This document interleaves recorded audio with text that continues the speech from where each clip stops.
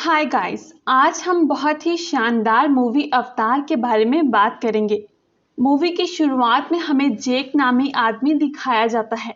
वो एक स्पेसशिप में होता है और उसका स्पेसशिप स्पेस में ट्रैवल कर रहा होता है।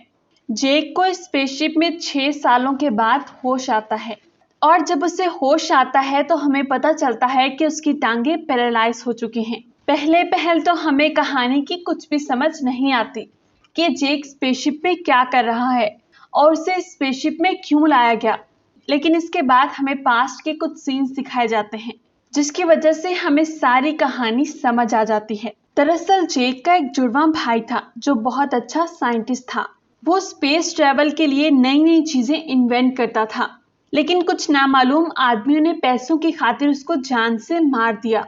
अब स्पेस ट्रैवल के लिए नासा का बहुत ज्यादा खर्चा हो चुका था और नासा ये हरगिज बर्दाश्त नहीं कर सकता था कि उसका सारा पैसा जाया जाए। इसीलिए वो उसके जुड़वा भाई की जगह जेक को स्पेस ट्रैवल के लिए भेज देते हैं। जेक क्योंकि पैरालाइज था, इसीलिए नासा उसे ये ऑफर देता है कि अगर वो उसका काम करने के लिए तैयार हो जाता है, अगर वो स्पेस में जाकर उस दूसरे प्लेनेट को डिस्कवर कर लेता है, तो वो उसे इतने ज्यादा पैसे देंगे कि वो अपनी टांगों का इलाज करवा सकेगा। बेशक जेक की टांगे पैरालाइज होती हैं, लेकिन वो बहुत ज्यादा हार्ड वर्किंग और स्ट्रांग होता है और उसे खुद पर यकीन होता है कि वो इस मिशन में कामयाब हो जाएगा। तभी वहां पर नासा का लीडर आता है और वो उन्हें समझाने लगता है कि तुम लोगों ने वहां पर कैसे सरवाइव करना है और वहां पर अगर तुम्हारा सामना उस प्लेनेट के किसी क्रिएचर से होता है तो उसे कैसे हराना है। तभी जेक की मुलाकात एक आदमी से होती है। इन दोनों ने 3 साल इकट्ठी ट्रेनिंग की होती है और वो काफी अच्छे दोस्त होते हैं। वो जेक को एक अवतार दिखाता है। इस अवतार में इंसानों और दूसरी दुनिया के क्रिएचर्स के डीएनए होते हैं। जब वो सब इस प्रोजेक्ट के बारे में बात कर रहे होते हैं तो तभी वहां पर उस प्रोजेक्ट की लीडर आती है। वो इस स्पेस प्रोजेक्ट के हेड के पास जाती है जो कि एक बिजनेसमैन था और इसने उस प्रोजेक्ट पर बहुत ज्यादा पैसे लगाए थे। वो उससे कहती है कि तुम जेक को क्यों लेकर आए हो, हालांकि वो तो पैरालाइज है। लेकिन वो बिजनेसमैन उससे कहता है कि फिर क्या हुआ अगर वो पैरालाइज है। वो बहुत ज्यादा समझदार है और वो हमारी इस प्रोजेक्ट में बहुत ज्यादा मदद कर सकता है। वो उस डॉक्टर से कहता है कि क्या तुम्हें पता है हम उस प्लेनेट पर क्यों जा रहे हैं। वो उसे एक स्टोन दिखाता है और कहता है कि हमें उस प्लेनेट से बहुत सारे स्टोन्स चाहिए। वो कहता है कि ये 1 केजी स्टोन 100 करोड़ का बिकता है। ये स्टोन्स हमें माला माल कर सकते हैं, इसीलिए तुम खामोशी से वही करो जो तुम्हें करने के लिए कहा है। अगले दिन हम देखते हैं कि जेक को एक मशीन में डाला जाता है और उस मशीन से वो अवतार बनकर बाहर आता है। अब जेन को अवतार की बॉडी में शिफ्ट कर दिया गया था। लंबे लंबे कान, लंबी सी दुम और लंबी सी चोटी वाला ये अवतार देखकर वो बहुत ज्यादा खुश होता है और उसकी स्किन का कलर ब्लू होता है। फिर जेक उस आर्मी के लीडर से मिलता है और वो जेक की बहुत ज्यादा तारीफ करता है क्योंकि जेक एक बहुत अच्छा आर्मी ऑफिसर था और आर्मी के लिए ही उसने अपनी टांगों को कुर्बान किया था। वो आर्मी लीडर उसे कहता है कि वहां पर जाकर वहां की क्रिएचर्स के साथ ज्यादा से ज्यादा टाइम स्पेंड करना, क्योंकि जितना तुम उनके साथ टाइम स्पेंड करोगे उतना ही वो तुम पर ट्रस्ट करेंगे और हम यही चाहते हैं कि ज्यादा से ज्यादा स्टोन्स उस प्लेनेट से निकाल सके। इसीलिए मैं तुम्हें 3 महीनों का वक्त देता हूँ। अगर उन 3 महीनों में तुमने उन क्रिएचर्स के साथ दोस्ती करके हमें वो पत्थर प्रोवाइड कर दिए तो बहुत अच्छा होगा, वरना ना चाहते हुए भी हमें उन क्रिएचर्स पर अटैक करना पड़ेगा और उन सबको मारना पड़ेगा, क्योंकि स्टोन्स तो हमें हर कीमत पर चाहिए। वो उसे कहता है कि इसके बदले में मैं तुम्हारी टांगे भी ठीक करवा दूंगा। इस मिशन के लिए जेक मान जाता है। अगले दिन जेक अवतार के रूप में उस प्लेनेट पर चला जाता है। जेक उस प्लेनेट पर जाकर बहुत ज्यादा खुश होता है। वो वहां पर एक फूल को छूने लगता है। तभी वो देखता है उस प्लेनेट पर बहुत बड़े बड़े जानवर हैं और एक अजीबोगरीब सा जानवर उसके पीछे पड़ जाता है। उससे बचने के लिए जेक एक झरने में छलांग लगा देता है, लेकिन बदकिस्मती से जेक अपनी टीम से अलग हो जाता है। जेक वहां की लकड़ी से एक नेजा तैयार करता है। दूसरी तरफ जेक की टीम उसे बहुत ढूंढती है, लेकिन जेक उन्हें कहीं भी नहीं मिलता और आखिरकार वो लोग वापस चले जाते हैं। जेक उसी जंगल में होता है, तभी हम देखते हैं कि कोई फीमेल क्रिएचर उसे देख रही है। वो उसी प्लेनेट की क्रिएचर होती है जिसका नाम नेत्री होता है। वो जेक पर एरो से अटैक करने लगती है कि तभी उसके एरो के ऊपर एक फूल आकर बैठ जाता है। वो अपना फैसला बदल लेती है और वहां से चली जाती है। रात के वक्त जेक पर उस प्लेनेट के खतरनाक जानवर अटैक कर देते हैं, लेकिन जेक उनका मुकाबला करता है और उनको वहां से भगाने के लिए आग जलाता है। तभी वहां पर नेत्री आकर उसे बचा लेती है, लेकिन इसी दौरान नेत्री के जंगल के कुछ जानवर भी मारे जाते हैं। तो नेत्री को बहुत ज्यादा गुस्सा आता है। वो जेक से कहती है कि तुम्हें बचाने के चक्कर में मेरे जानवर मारे गए। जेक उसे कहता है कि अगर तुम्हें अपने जानवरों की इतनी ही फिक्र थी तो मुझे क्यों बचाया। नेत्री उसे कहती है कि तुम बिल्कुल ही बुद्धू हो। जेक उसे कहता है कि मुझे लड़ना सिखाओ। उसके बाद जेक की बॉडी पर वही ग्लोइंग फ्लावर्स आकर बैठ जाते हैं। नेत्री इस कबीले के सरदार की बेटी होती है और वो जेक को अपने फादर के पास लेकर जाती है। जेक को देखते ही उस कबीले के लोग जेक पर अटैक कर देते हैं, लेकिन नेत्री उन्हें रोक देती है। लेकिन एक क्रिएचर फिर भी जेक पर अटैक कर देता है और वो क्रिएचर आगे जाकर इस प्लेनेट का राजा बनने वाला था, लेकिन नेत्री की माँ उसे रोक देती है और वो जेक को अपने प्लेनेट पर वेलकम करते हैं। दूसरी तरफ हम देखते हैं कि जेक की असल दुनिया में आंख खुलती है। वो उन सब लोगों को बताता है कि मैं उनके प्लेनेट में एंटर हो गया हूँ, जिसे सुनकर सब लोग काफी ज्यादा खुश हो जाते हैं। अब नेत्री जेक को ट्रेनिंग देना शुरू कर देती है। वो उसे हॉर्स राइडिंग सिखाती है। दूसरी तरफ उस मिशन का लीडर भी वहां पर आ जाता है। उन्होंने उसी प्लेनेट पर अपना एक कैबिन बनाया होता है और वो कैबिन उन पहाड़ों पर होता है जो कि बादलों में उड़ रहे थे। ये एक बहुत ही शानदार व्यू था। दूसरी तरफ नेत्री जेक को उस प्लेनेट के रूल्स सिखाती है। वो उसे सब सिखाती है कि शिकार कैसे करना है, इस प्लेनेट पर सरवाइव कैसे करना है और सबसे बड़ी बात नेचर से प्यार कैसे करना है। उसके बाद नेत्री जेक को एक जगह पर ले जाती है जहां पर उसे वो एक परिंदे से मिलवाती है। वो परिंदा एक तरह का ड्रैगन होता है। नेत्री उसे कहती है कि इस ड्रैगन की खासियत ये है कि ये अपना राइडर खुद चुनता है और अगर ये एक बार किसी को चुन ले तो पूरी जिंदगी उसी के साथ सिंसियर रहता है। लेकिन इसे काबू करना बहुत ही ज्यादा मुश्किल है। लेकिन जल्द ही जेक उस ड्रैगन पर काबू पा लेता है और उसे लेकर उड़ने लगता है। नेत्री और जेक अपने अपने ड्रैगन्स पर उड़ने लगते हैं और वो काफी ज्यादा इंजॉय करते हैं। वो प्लेनेट बहुत ज्यादा खूबसूरत होता है और जेक इस प्लेनेट पर आकर बहुत ज्यादा खुश था। जब वो लोग ड्रैगन पर बैठकर उड़ रहे थे तभी उनके पीछे एक खतरनाक ड्रैगन लग जाता है, लेकिन ये दोनों उसका मुकाबला करते हैं और उसे हराकर अपनी जान बचा लेते हैं। उसके बाद नेत्री जेक को एक जगह पर ले जाती है और वहां पर वो उसको अपने एंसेस्टर्स की सवारी दिखाती है।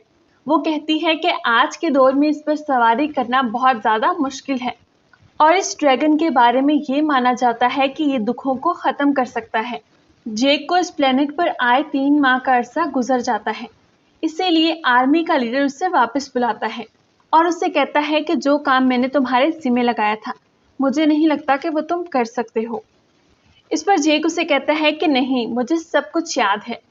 कर्नल उसे कहता है कि अगर तुम ऐसा ना कर सके तो मैं तुम्हें वापस जमीन पर भेज दूंगा। जेक उसे कहता है कि आप फिक्र मत करें, मैं कल आपका काम कर दूंगा। इस पर कर्नल उसे कहता है कि कल तो पता चल ही जाएगा। अगले दिन उस प्लेनेट में इवेंट होता है जिसमें उस प्लेनेट के सभी लोग जेक को एक्सेप्ट कर लेते हैं। उसके बाद नेत्री जेक को एला का दरख्त दिखाती है जो कि हर वक्त ग्लो किया करता था। तभी नेत्री जेक को ये बताती है कि तुम इस प्लेनेट की किसी भी लेडी को चुन सकते हो और उससे शादी कर सकते हो। तब जेक उसे कहता है कि मुझे तो तुम पसंद हो। दूसरी तरफ हम देखते हैं कि कर्नल ने उस प्लेनेट पर अटैक कर दिया है और वो वहां पर मौजूद दरख्तों को गिराने लगता है, जिसे देखकर उन सारे क्रिएचर्स को गुस्सा आ जाता है। जेक कर्नल को रोकने की काफी कोशिश करता है, लेकिन कर्नल तो रुकने का नाम ही नहीं ले रहा था। ये सब देखकर वो क्रिएचर जो कबीले का सरदार बनने वाला था वो जेक पर अटैक कर देता है, लेकिन नेत्री उसे बचा लेती है। तभी इस प्रोजेक्ट की साइंटिस्ट कर्नल से कहती है कि ये जरूरी नहीं कि तुम इनके दरख्त उखेड़ कर और जमीन खोद कर ही ये स्टोन्स हासिल कर सकते हो। हो सकता है ये स्टोन्स उनके प्लेनेट के चारों तरफ हो। और तभी वहां पर जेक भी आ जाता है। वो उन सब लोगों से बात करता है और उन्हें कहता है कि वो लोग नेचर को बहुत पसंद करते हैं और वो लोग अपना घर छोड़कर कभी भी नहीं जाएंगे। कर्नल उसे कहता है कि मुझे इस बात से फर्क नहीं पड़ता, अगर उस स्टोन को लेने के लिए मुझे उन सबको मारना भी पड़ा तो मैं ये करने से गुरेज नहीं करूंगा। वो साइंटिस्ट और जेक को एक मौका देता है कि तुम लोग वापस अपने अवतार में जा सकते हो और उन लोगों को वहां से निकलने के लिए कन्विंस कर सकते हो, और अब तुम्हारे पास सिर्फ और सिर्फ आखिरी मौका है। उसके बाद साइंटिस्ट और जेक अपने अपने अवतार में दोबारा से उस प्लेनेट पर चले जाते हैं। जेक वहां पर जाकर उन सभी लोगों को ये बता देता है कि मुझे यहाँ पर इसीलिए भेजा गया था कि मैं तुम सब लोगों को यहाँ से निकाल सकूं, क्योंकि हमारे लोगों को यहाँ पर कुछ जरूरी स्टोन्स चाहिए जो कि हमारे लिए बहुत कीमती हैं। ये सब कुछ सुनकर नेत्री रोने लगती है। वो जेक पर चिल्लाने लगती है कि तुमने मुझे धोखा दिया है, तुम अब तक सिर्फ और सिर्फ ड्रामा करते आ रहे थे। उस प्लेनेट के सभी क्रिएचर्स जेक और उस साइंटिस्ट को कैद कर लेते हैं और उसी टाइम कर्नल भी उस प्लेनेट पर अटैक कर देता है। उस प्लेनेट के क्रिएचर्स उसका मुकाबला करते हैं, लेकिन वो तीर कमान से आखिर कब तक उनका मुकाबला कर सकते थे। कर्नल उस प्लेनेट पर बॉम्ब्स फेंकने लगता है, जिसकी वजह से उस प्लेनेट पर हर तरफ आग लग जाती है। उस प्लेनेट के सभी लोग बहुत ज्यादा डर जाते हैं और वो रोने लगते हैं। तभी नेत्री की माँ जेक के पास आती है और उसे कहती है कि तुम हमारी जान बचा सकते हो, लेकिन इतनी ही देर में कर्नल उनका सबसे बड़ा दरख्त गिरा देता है। सभी क्रिएचर्स ये देखकर बहुत ज्यादा दुखी हो जाते हैं। उसी वक्त आग लगने की वजह से नेत्री के फादर की भी डेथ हो जाती है। दूसरी तरफ कर्नल साइंटिस्ट और जेक की ह्यूमन फॉर्म को अरेस्ट करवा देता है, लेकिन वहां पर एक फाइटर पायलट आ जाती है। वो एक फाइटर प्लेन चलाया करती थी। वो उन दोनों को आकर बचा लेती है और वो अपने फाइटर प्लेन में उन्हें अपने साथ ले जाती है। कर्नल इस प्रोजेक्ट की साइंटिस्ट पर फायरिंग करता है, जिसकी वजह से वो जख्मी हो जाती है। इस वजह से जेक को अकेले ही अपने अवतार में वापस जाना पड़ता है। वहां जाकर जेक देखता है कि ये प्लेनेट बहुत ज्यादा वीरान हो चुका है और इस प्लेनेट के सभी लोग कहीं और चले गए हैं।